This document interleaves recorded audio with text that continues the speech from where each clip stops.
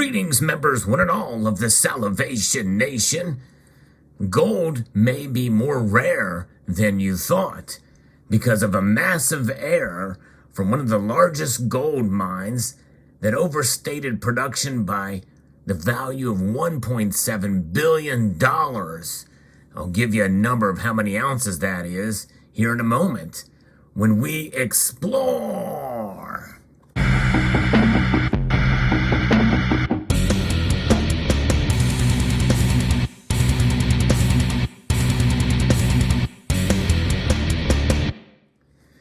Doctor Who sent me some information about this from an Australian source, abc.net.au. There has been gold production from Kalgoorlie's Golden Mile mine that overstated by more than $1.7 billion, according to a historian. For those of you who don't know what the Golden Mile mine is, that is the Super Pit mine. That's right here that you see in this image of this coin I've taken out to show you. This piece is quite unique, and I'll talk about the uniqueness of this coin here momentarily. You don't really see too many of those out and about these days. Nonetheless, the amount of gold mined from Kalgoorlie's famous Golden Mile may never be known, according to an amateur historian who recently made a surprising discovery while poring over records. Retired mining industry veteran accountant Peter Dillon says he's found the Golden Mile's production was overstated by about 10%, or the equivalent of 700,000 ounces less than historic records suggest. At today's metal prices, the shortfall would be worth $1.7 billion. Mr. Dillon from Perth has been reviewing Department of Mines, Industry Regulation and Safety records for the Eastern Goldfields Historical Society and Kalgoorlie's border for a research project to define how much gold the area has produced. He says there's a simple explanation for the discrepancy. Between 1896 and 1903, the official records counted the amount of bullion produced in mines instead of the ounces of gold refined at the Perth Mint. The former financial and metallurgical account says the bullion was typically 85% gold. I couldn't reconcile the numbers that were reported at the mine level with the numbers reported at the state level, Mr. Dillon says. I thought there is something going on here. There's a real significant difference. After weeks of bashing on spreadsheets, the mines department confirmed the numbers reflected the weight of bullion sent from mine sites. That is not the fine ounces of gold, which only comes after refining. So they didn't take that into account. So in other words, the impurities that were there. The smelting process includes traces of silver and copper and other impurities. What does this mean? All those years up to 1903, the gold production across Western Australia was overstated by about 15%. So across the whole region of Western Australia, and by the way, here's a nugget that was found in Australia, the world's largest, a welcome stranger nugget here. On the Golden Mile, it was about 9 to 10%. So for the whole Western Australia, the state of Western Australia, it's about 15%. And for this one particular mine, it was between 9 and 10%. And these numbers that have been overstated are significant due to this error. The period under review takes in 1903, which is considered the peak year of production on the Golden Mile, to spectacularly high grades of gold, resulting in 1.27 million ounces of production. At least that's what they thought at the time, the largest gold mine in the world. That's roughly 3 times what is being mined with modern machinery today. So think about that. 3 times what is being mined with the technology that they have today with modern machinery and resources. But Mr. Dillon believes the real number for 1903 is closer to 1.06 million ounces. The state government corrected the mistake in 1906 by changing the way it recorded amounts. Mr. Dillon says while the window was small, the numbers were still significant. In my mind, if you are 1 or 2% out, that's a very big discrepancy. Indeed it is.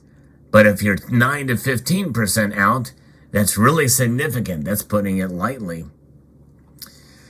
So if you look at the history of Golden Mile, or the super pit mine here, it was produced more than 60 million ounces according to its modern owners, since Australia's biggest gold rush was sparked by the discovery of Kalgoorlie 129 years ago. In August of 1893, prospectors William Brookman and Samuel Pearce, on behalf of Southern Australian Syndicate, rode into the nearby town of Coolgardie to register the Great Boulder lease. Within months, the pair had pegged and registered a total of 19 leases. The term Golden Mile became popular in 1899 and was originally used to describe the mines on the Ivanhoe, Great Boulder, Golden Horseshoe, Schaefer's, Hannon Star, and Boulder Main Reef leases. Nowadays, residents refer to it simply as the mile, and the term is often used to describe the entire group of leases that make up the super pit. So there is a little bit of background to it. And by the way, 1899 is also a special year because that was the year the Perth Mint, I think, was founded. Kalgoorlie Mile is unsurpassed to other mines around there. Mr. Millen connected to the area goes back beyond his work during the early days of the super pit to his father, who worked underground in the 30s and 40s. He says the fact that production records were overstated does not take the shine off the Golden Mile's history. Today, it is still recognized as, if not the greatest ore body of gold on the planet. Then it's probably in the top 1 or 2, 3, he says. The Golden Mile is, in fact, a bit of a misnomer because everything I've looked at tells me the Golden Mile was actually 2 or 2.5 miles long. Of course, the image that you see here is just the actual pit there that is still very large, very large. It's still virtually unsurpassed. This doesn't take any credit away from the history or heritage of Golden Mile. Mr. Dillon says he'll never be able to reconcile the amount of gold that was pocketed by pioneer miners who did not want to see all the riches go to wealthy London mining executives. I wouldn't say for every ounce that was produced there was an ounce pilfered, but certainly there was gold pilfered. There was a lot of it going on in those days, he says. So who knows? It very well could be that overstated gold may have compensated for that which some perceive to have estimated to have been pilfered. The temptation turns honest people into thieves. Indeed. And in fact, if we look further, do a little research on this, what's known as the Finestone open pit, colloquially known as a super pit, was Australia's largest open-cut gold mine until 2016, when it was surpassed by the Newmont Boddington gold mine, which is also in Western Australia. The super pit is located on the Goldfields Highway on the southeast edge of Kalgoorlie, Western Australia. I may not be pronouncing that correctly. Those Aussies that are watching this, maybe you can tell me if I'm pronouncing that correctly. The pit is oblong in plain view and is approximately 3.5 kilometers long, or 1.5 kilometers wide, and over 600 meters deep. The Finestone open pit is owned by Northern Star Resources. The mine produced around 456,000 troy ounces of gold in 2019 and employs around 1,100 employees and contractors directly on site. Of that gold that was mined, probably that year or maybe the year before, some of it went to produce these coins. This very coin was produced by gold from the super pit mine. And it is a very unique coin, and I've actually posted a video about it. If I can find it, I'll link to it at the end screen of this video.